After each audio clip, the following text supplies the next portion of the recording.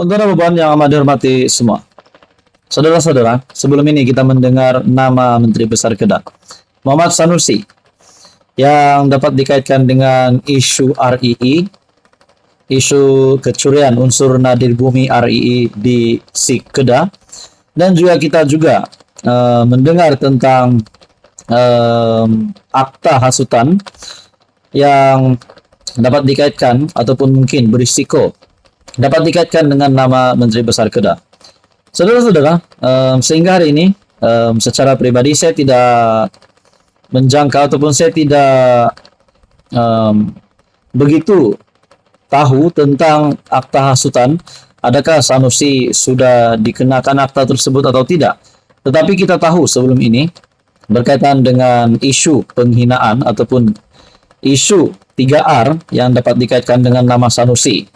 Akhirnya Sanusi hari ini, saudara-saudara, telah mendapat satu lagi gelaran baru.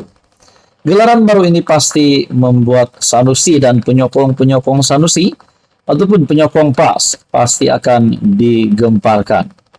Satu artikel dari sinarharian.com, Sanusi wajar digelar pemimpin pembohong nomor 1, kata Fuad Zarkashi. Perdana Menteri Datuk Seri Anwar Ibrahim mendapat tepukan gemuruh sebanyak 9 kali ketika berucap dalam Perhimpunan Agung Pertubuhan Bangsa-Bangsa Bersatu UNGA ke-78 di New York pada Jumaat. Ahli Majlis Tertinggi UMNO, Datuk Muhammad Fuad Zarkashi berkata, beliau antara saksi hidup yang berada di Dewan Persidangan Utama Pertubuhan Bangsa-Bangsa Bersatu PBB ketika ahli parlimen Tambun itu menyampaikan ucapan. Oleh kerana saya saksi hidup, maka dia wajar digelar pemimpin pembohong nomor 1 Malaysia. Bahkan saya hadir 3 hari berturut-turut dari Selasa hingga Khamis mendengar ucapan ketua-ketua negara lain sebelum Perdana Menteri berucap pada Jumaat. Mukadimah sahaja dapat temukan gemuruh bila Perdana Menteri sentuh perang Rusia-Ukraine yang beri kesan buruk kepada global, katanya dalam siaran di Facebook.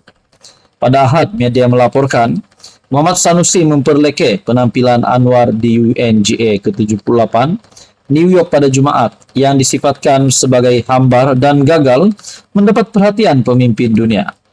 Ujar Muhammad Fuad sepanjang 15 menit berucap, Anwar sempat menyentuh isu semasa melibatkan perang Rusia, Ukraine, Palestin, Myanmar, Islamfobia, pelan hala 7, rendah karbon dan tenaga, boleh diperbaharui oleh Malaysia, serta rasisme bentuk baharu. Ketika Presiden Iran berucap, dia mengangkat Al-Quran, tetapi tidak ada sesiapa yang tepuk tangan. Ucapan Presiden Amerika juga tiada sambutan daripada perwakilan. Perdana Menteri New Zealand beritahu, dia rasa lega kerana orang ketiga berucap selepas Anwar. Dia rasa tenggelam jika berucap lepas Anwar. Ternyata Sanusi kaki fitnah. Apatah lagi guna gambar-gambar tanpa usul periksa. Saya rakam banyak foto yang saya lampirkan, ujarnya. Nah, saudara-saudara, terbukti Sanusi sekali lagi kena lagi hari ini dan juga mendapat gelaran baru menurut Fuad Zarkashi. Sanusi wajar digelar pemimpin pembohong nomor 1. Halo semua, salam sejahtera Malaysia. Selamat datang ke channel Fels Lifestyle. Saudara-saudara yang amat dihormati semua, tuan-tuan dan puan-puan.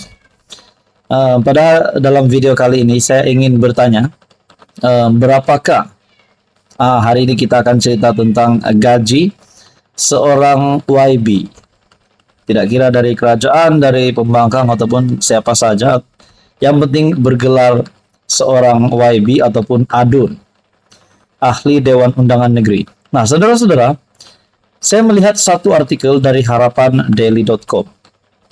Dan ini satu gambar yang dikongsi di sini, slip gaji ya, rasanya slip gaji, dan juga satu petikan berita yang bertajuk Exco Adun Kelantan naik gaji sehingga RM5.000.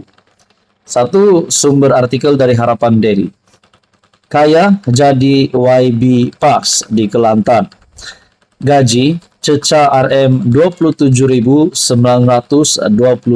sebulan. Wow, itu adalah satu jumlah yang amat banyak. Dalam artikel ini, setiap bulan adun dan barisan exco kerajaan diberi sejumlah gaji dan allowance untuk mereka menjalankan tugas sebagai wakil rakyat. Gaji yang diberikan perlu seiring dengan tanggung jawab sebagai wakil rakyat.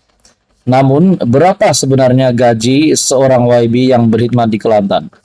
Nah, tonton teman-teman, sebelum saya meneruskan pembacaan artikel ini, adakah gaji seorang adun sebanyak Rp27.922 ini adalah gaji yang standar untuk kesemua yang bergelar ahli Dewan Undangan Negeri? Dalam artikel ini lagi, persoalan ini timbul karena Kelantan sehingga kini masih lagi antara negeri termiskin di Semenanjung, biarpun kerajaan persekutuan memberi peruntukan cukup besar untuk negeri itu.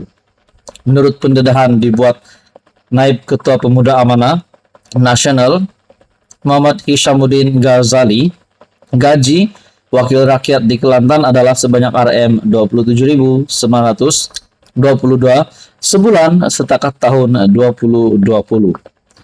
Peruntukan itu termasuklah gaji sebagai adun dan beberapa allowance khas.